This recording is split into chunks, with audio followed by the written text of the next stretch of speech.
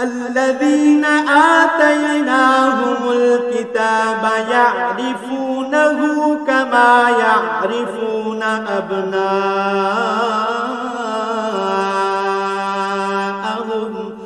الذين خسروا أنفسهم فهم لا يؤمنون তোমার আগে যাদের আমি কিতাব দান করেছি তারা নবীকে ঠিক সেভাবেই চেনে যেভাবে চেনে তারা তাদের আপন ছেলেদের, কিন্তু যারা নিজেরাই নিজেদের ক্ষতি সাধন করেছে তারা তো কখনো ঈমান আনবে না।